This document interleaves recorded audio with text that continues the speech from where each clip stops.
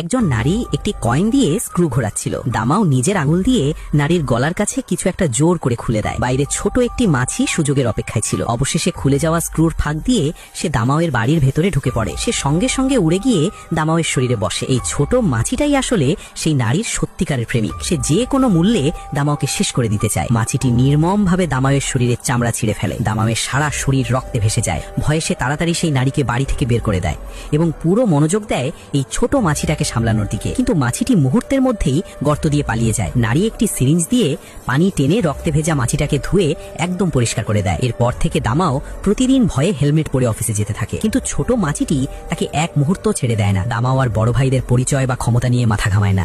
সে সরাসরি তাদের উপর আঘাত করে বসে। সব বড় ভাই তখন ক্ষেপে আগুন হয়ে যায়। বিশেষ করে প্রধান বসকে দোষের বোঝা চাপানো হয়। সে রাগে পাগল হয়ে যায় এবং দামাওয়ের সঙ্গে সব ধরনের সহযোগিতা বন্ধ করে দেয়। বাধ্য হয়ে দামাও তাড়াতাড়ি সেফ খুলে পুরনো কোম্পানিতে ফিরে যাওয়ার প্রস্তুতি নেয়। কিন্তু ঠিক তখনই ছোট মাছিটি আবার ঝামেলা শুরু করে। সে ঢুকে পড়ে দামাওয়ের কানের ভেতর। হঠাৎ একটি ওয়েল্ডিং গান হাত থেকে ফসকে সেফের লোহার দরজায় পড়ে যায়। দরজাটি কেটে যায় এবং ভেতরের সব টাকা আগুনে পুড়ে যায়। সেফ খোলার সেই মুহূর্তেই দামাও বুঝতে পারে সে তার জীবনের সব সঞ্চয় হারিয়ে ফেলেছে।